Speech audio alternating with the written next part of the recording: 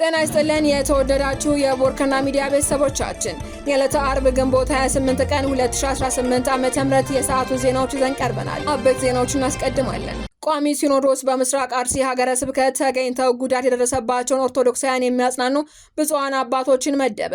በአርሲ ከሞት ተርፈው ተፈናቅለው ሜዳ ላይ የወደቁ ዜጎች የሚቀመስም ሆነ አልባሳት እንደሌላቸው ተናግረዋል። የዕለቱ ዜናችን ቀዳሚ ጉዳይ አድርገነዋል። በእነ ክርስቲያን ታደለ መዝገብ ፍርድ ቤቱ ፍትህ ሊሰጠን አልቻለም ሲሉ ተከሳሾች አቤቱታ ማሰማታቸውን ጠበቃቸው ገለጹ። የከፍተኛው ፍርድ ቤት ለዛሬ ግንቦት 28 ቀን 2018 ዓ.ም ቀጥሮት የነበረው ተከሳሾች ክሳቸውን ይከላከሉ ወይንስ በነጻ ይሰናበቱ የሚለውን ጭብጥ ለመወሰን የነበረ ቢሆንም ብይኑ አልደረሰም በሚል ፍርድ ቤቱ ተለዋጭ ቀጠሮ ለመስጠት መነሳቱንና መጀመሪያ ላይ ግን የቀጠሮው ቀን ይፋ እንዳላደረገም አስረድተዋል። በዝርዝር እናደርሳችኋለን። መንግስት በፍራንስ 24 ሚዲያ የቀረበው ዘገባ በማስተባበል ተቃውሞን ገለጸ። በፈረንሳይ የሚገኘው የኢትዮጵያ ኤምባሲ ፍራንስ 24 ባለፈው ሰኞ የተካሄደውን 7ኛ ጠቅላላ ምርጫ በተመለከተ በሰራው ዘገባ ምርጫውን የይስሙላ እንዲሁም የአዲስ አበባን ልማት አስከፊ ሲል መግለጹ የኢትዮጵያ ያለችበት ሁኔታና እውነታ ያላገናዘበ ነው ሲል የተቃውሞ መግለጫ አውጥቷል። ተጨማሪውን ይዘናል። ማንኛውም ደረሰኝ ሳይቆርጥ የተገበያየ አካል በወንጀል እስከ መጠየቅ የሚያደርስ የተሻሻለ የታክስ አስተዳደር ረቂቃዎች ለሕዝብ እንደራሴዎች ምክር ቤት ቀረበ። ረቂቁ የታክስ ማጭበርበርን ለመከላከል ለ10 ዓመታት ወደ ኋላ በመሄድ ሂሳቡን በመመርመር ወይንም ሂሳብ ኦዲት በማድረግ ተጨማሪ ግብር ማስከፈልን ለገቢ ሰብሳቢው የሚፈቅድ መሆኑ ተጠቁሟል። ዝርዝር አለን። ዜናዎቻችን በዝርዝር እናቀርባለን። በቅድሚያ በአርሲ ከሞት ተርፈው ተፈናቅለው ሜዳ ላይ የወደቁ ዜጎች የሚቀምሱትም ሆነ አልባሳት እንደሌላቸው ተናገሩ። ከሰሞኑ ታጣቂዎች ባደረሱት የግድያና የቃጠሎ ጥቃት ከ50 በላይ ሰዎች በተገደሉበት የኦሮሚያ ክልል አርሲ ዞን በተለይ አስኮ ወረዳ 4 ሰዎች እስካሁን ድረስ ይሙቱ ይኑሩ እንዳልታወቀ፣ 4 ሰዎች ደግሞ ለቀናት አስክሬናቸው ወድቆ እንደተገኘም ተጎጆች ተናግረዋል። በወረዳው ጠላታ ጨፋና ቢዮ ቀበሌዎች አቅንተው የነበሩ የዓይን እማኞችም ተፈናቃይ በሰጡት ቃል የሆነውን ሁሉ አየን፣ አንድ አስክሬን አግኝተንን ማንስተናል ብለዋል። በህይወት ይኑሩ አይኑሩ የማይታወቁ 4 ሰዎች አሁንም አልተገኙም ብለዋል። በአካባቢው የመንግስት ኃይል ነው ተብሎ የገባ ኃይል አለ፣ ነዋሪዎች ግን በአካባቢው የሉም፣ ተፈናቅለው ነው ያሉት ያሉት የዓይን እማኙ ሰሞኑን የተፈናቀሉት ህዝብ አስክሬን ለማንሳት ንብረት ለመውሰድ ወደ ጠላታ ቀበሌ ትላንት ተመልሰው እንደነበርም ገልጸዋል። ህዝቡ አስክሬን አንስቶ ተመልሷል፣ ንብረትም ሊወስድ ነበር፣ የሄዱት ንብረት የሚባል ነገር የለም ሲሉም አክለዋል። ህዝቡ እያለቀሰ ወደ ተፈናቀለበት ቦታ ተመልሷል ሲሉም አክለው አሁን ግራ የገባን ዘለቄታው ምን እንደሚሆን ነው፣ ለማና ቤት ተብሎ መፍትሄ እንደሚገኝ ቸግሮናል ብለዋል። በሰሞኑ ጥቃትን በታጣቂዎች ተከብቤ በተአምር ተረፍክ ያሉት አንድ የዕድሜ ባለጸጋ በበኩላቸው ዛሬም በ4ኛው ቀን አንድ አስክሬን ተገኝቷል ብለዋል። አስክሬኑን ተፈናቃዮች ወዳሉበት ቦታ ይዘው እየመጡ ነው፣ ለመቅበር መቃብር እየተቆፈረ ነው ሲሉም ተናግረዋል። ይዘነው የወጣነው ነገር የለም፣ ራቁታችን ተፈናቅለን እንገኛለን፣ የተረፉትን በችግር መሞታችን ነው ብለዋል። ሌላኛው ጉዳዩን በቅርበት የተከታተሉት አካል በሰጡት ቃልም እስከ ትላንት ድረስ ወድቆ የተገኘ አስክሬን አለ፣ በስለት ተገድሎ የተገኘም አለ ብለዋል። የግድያና ቃጠሎ ጥቃት የተሰነዘረበት ቦታ ያለውን ትናንት 6 ሰዓት መከላከያ ገብቷል ብለዋል። መከላከያ በደረሰበት ሰዓት ታጣቂዎቹ ሙሉ በሙሉ ከቦታው ለቀው ወጥተዋልም ብለው ደግሞ ቦታው ሰላም ነው ተብሎ መከላከያ እንዲመለስ ይደረጋል፣ ታጣቂዎቹም ተመልሰው ይመጣሉ ሲሉም ስጋታቸውን ገልጸዋል። የአሰኮ ጉዳይ በጣም የተወሳሰበ ነው። ከወረዳው አስተዳደር ጀምሮ በካቢኔ የሚሰሩ ጥሩ ያልሆኑ ነገሮችን እንሰማለን። መከላከያ ትላንት ባዶ ቦታ ላይ ነው የደረሰው፣ ግብዣ አላችሁ በሚል ይዘው አሰኮ ከደረሱ በኋላ ለ24 ሰዓት አዘግይተውባቸዋል ሲሉ የታዘቡትን አጋርተዋል። ከሞት ተርፈው ተፈናቅለው ሜዳ ላይ ለወደቁት እርዳታ ይደረግላቸው፣ የሚቀምሱት ሆነ አልባሳት የላቸውም ሲሉም ድምጻቸውን ያሰሙት ደግሞ ልጃቸው ተገሎ ንብረታቸው ሲዘረፍባቸው የተፈናቀሉ አንድ የአሰኮ ወረዳ ነዋሪ ናቸው። በጥቃቱ ህይወታቸው ያለፈ ሰዎችን አስክሬን እንኳን በክብር ለመቅበር ምቹ ሁኔታ እንዳልነበር አሁንም ድረስ የደረሱበት ያልታወቁና የጠፉ ሰዎች መኖራቸውንም በሐዘን ገልጸዋል። ሌላኛው ሁነቱን የተከታተሉት ነዋሪ ነፍሳቸውን ለማትረፍ የዕለት ጉርስ እንኳን ሳያንጠለጥሉ የተፈናቀሉና በየሜዳው የወደቁ ሰዎች እንዳሉ ገልጸው የሚመለከታቸው አካላት እርዳታ እንዲያደርጉላቸውም ጥሪ አቅርበዋል። ይህ በእንዲህ እንዳለ የቤተ ክርስቲያኗ ኃላፊዎች ከመንግስት ባለስልጣናት ጋር በደረሰው ጉዳት ዙሪያ ተወያይተዋል። በብፁዕ አቡነ ሳዊሮስ የጠቅላይ ቤተ ክህነት ዋና ስራ አስኪያጅና በብፁዕ አቡነ ዲዮቅሮስ የቅዱስ ሲኖዶስ ዋና ጸሐፊ የተመራ የኢትዮጵያ ኦርቶዶክስ ተዋሕዶ ቤተክርስቲያን ከፍተኛ ልዑካን ቡድን ከሰላም ሚኒስትር አቶ መሐመድ ኢድሪስ፣ ከሚኒስትር ዴኤታው ዶክተር ሀይረዲን ተዘራና ከኦሮሚያ ክልል ከፍተኛ የስራ ኃላፊዎች ጋር መወያየቱን የቤተክርስቲያኗ የህዝብ ግንኙነት አሳውቋል። ልዑካን ቡድኑ በምስራቅ አርሲ፣ በአሰኮ፣ በሼርካና በሆሎን ቆሎ ዋቤ ወረዳዎች በታጣቂዎች በኦርቶዶክሳውያን ላይ በደረሰው የህይወት ህልፈትና በጥንታዊት ቤተክርስቲያን መቃጠል የተሰማቸውን ጥልቅ ሀዘን ገልጸዋል። መንግስት የችግሩን ምንጭ አጣርቶ ዘላቂ ሰላም እንዲያሰፍን፣ ተፈናቃዮችን ወደ ቀያቸው ተመልሰው እንዲቋቋሙና ወንጀለኞች ለህግ ቀርበው ቅጣታቸውን እንዲያገኙም ጠይቀዋል። የምስራቅ አርሲ ሊቀ ጳጳስ ብፁዕ አቡነ ኤልሳዕም የተከሰተውን ችግር በቁጥራዊ ማስረጃ አስደግፈው አቅርበዋል። የሰላም ሚኒስትሩ አቶ መሐመድ ኢድሪስ በተፈጠረው አደጋ ማዘናቸውን ገልጸው አስቸኳይ አጣሪ ቡድን ወደ ስፍራው መላኩንና በሪፖርቱ መሰረትም እርምጃ እንደሚወሰድ አስታውቀዋል። የኦሮሚያ ክልል ኃላፊዎችና የብልጽግና ፓርቲ ጽህፈት ቤት አመራሮች በበኩላቸው ተጨማሪ አደጋን ለመከላከል ጥረት ማድረጋቸውን ጠቅሰው አጥፊዎች ለህግ ለማቅረብና ቤተክርስቲያኗ ምዕመናን ለመደገፍ በምታደርገው እንቅስቃሴ ሁሉ አስፈላጊውን እገዛ እንደሚያደርጉ አረጋግጠዋል። የቅዱስ ሲኖዶስ ቋሚ ሲኖዶስና የመንበረ ፓትርያርክ ጠቅላይ ጽህፈት ቤት የተፈናቀሉ ወገኖችን ለመደገፍ የተቃጠለውን ቤተክርስቲያን መልሶ ለመገንባትና መሰል ችግሮች ዳግመኛ እንዳይከሰቱ ለማድረግም ከተጠናከረ ስራ ጋር በትኩረት እንደሚንቀሳቀሱ አስታውቋል። በተያዘ ቋሚ ሲኖዶስ በምስራቅ አርሲ ሀገረ ስብከት ተገኝተው ጉዳት የደረሰባቸውን ኦርቶዶክሳውያን የሚያጽናኑ ብፁዓን አባቶችን መድቧል።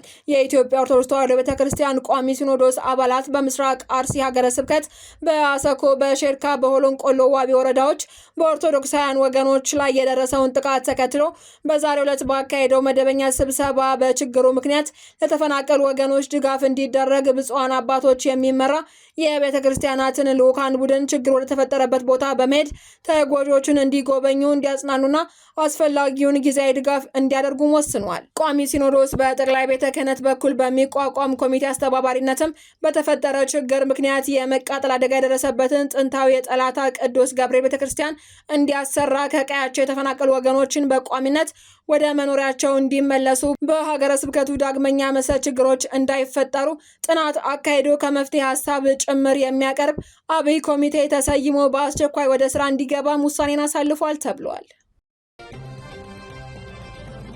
በእነ ክርስቲያን ታደለ መዝገብ ፍርድ ቤት ፍትህ ሊሰጠን አልቻለም ሲሉ ተከሳሾች አቤቱታ ማሰማታቸውን ጠበቃቸው ገለጹ። የከፍተኛ ፍርድ ቤት ለዛሬ ግንቦት 28 ቀን 2018 ዓ.ም የሰጠውን ቀጠሮ አስመልክቶ የተከሳሾች ጠበቃ ሰለሞን ገዛኸኝ ከፍተኛው ፍርድ ቤት ለዛሬ ቀጠሮ የነበረው ተከሳሾቹ ክሳቸውን ይከላከሉ ወይንስ በነጻ ይሰናበቱ የሚለውን ጭብጥ ለመወሰን የነበረ ቢሆንም ብይኑ አልደረሰም በሚል ፍርድ ቤቱ ተለዋጭ ቀጠሮ በመስጠት መነሳቱንና መጀመሪያ ላይ ግን የቀጠሮው ቀን ይፋ እንዳላደረገም አስረድተዋል።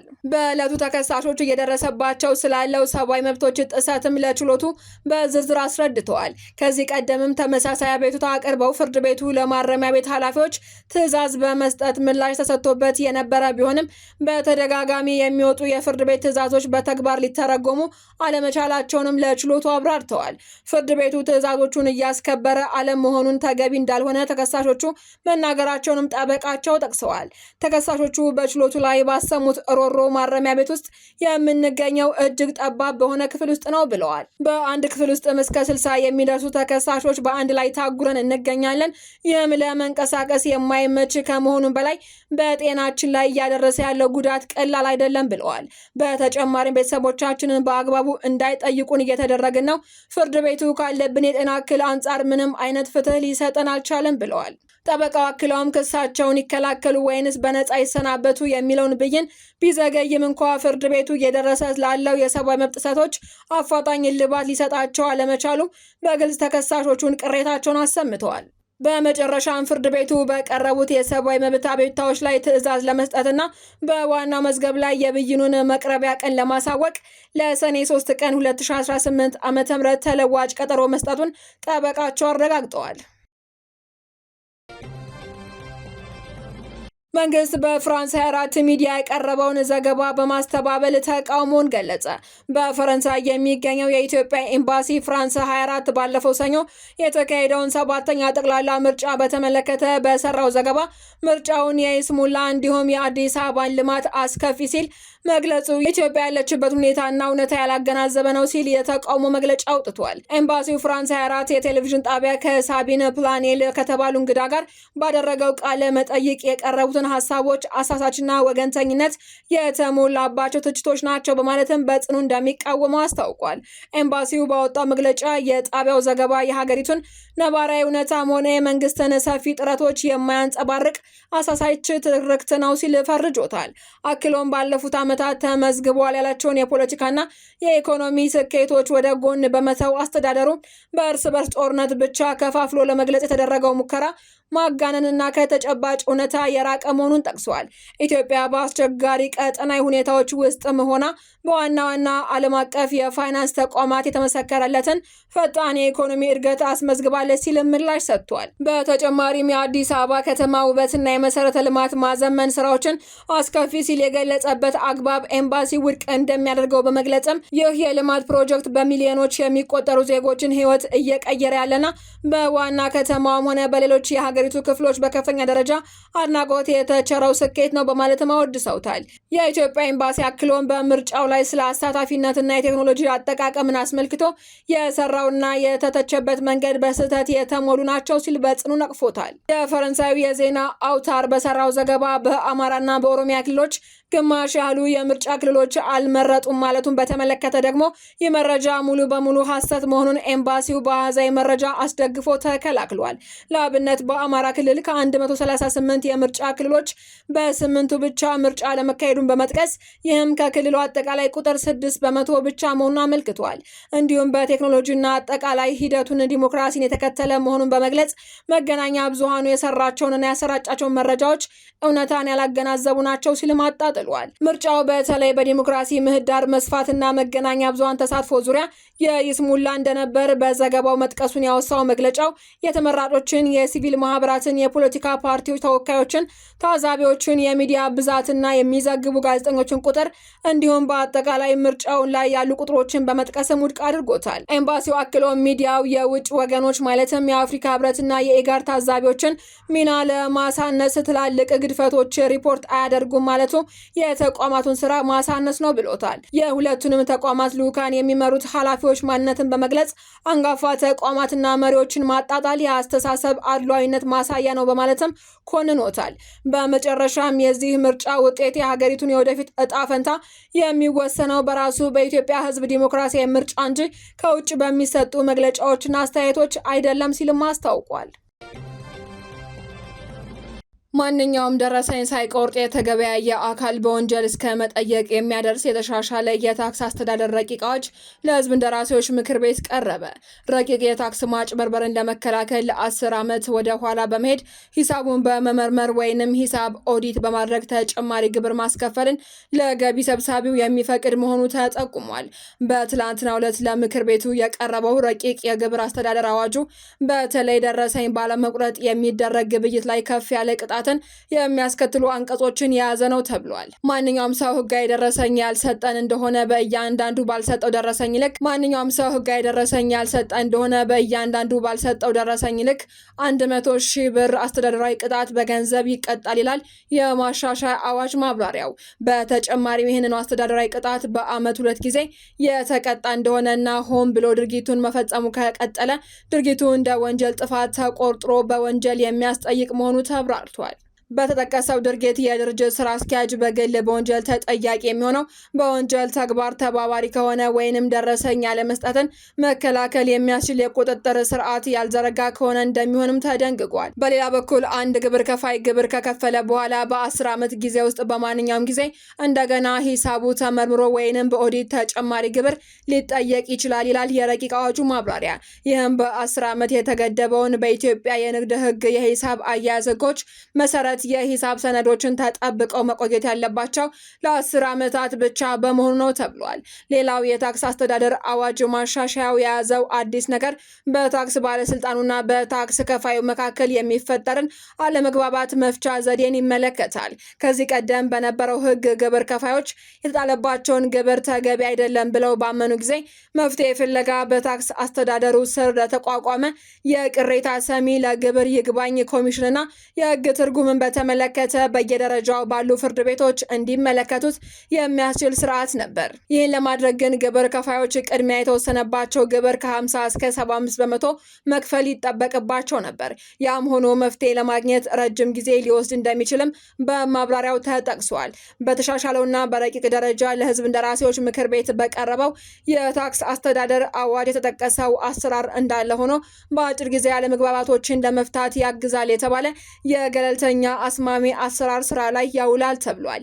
ይህ አዲስ የመስማማት ስርዓት በሚል አዋጅ እንዲዘረጋ በሚፈቅደው ገለልተኛ አስማሚ ግብር ከፋዩና ግብር ሰብሳቢውን በሚስጥራዊነት መርሆች ጭምር የሚያስማማበት ስርዓት ነው ተብሏል። አድማጮቻችን፣ የሰዓቱ ዜናዎቻችን ተጠናቀዋል። ስለተከታተላችሁ እናመሰግናለን። ሰላም።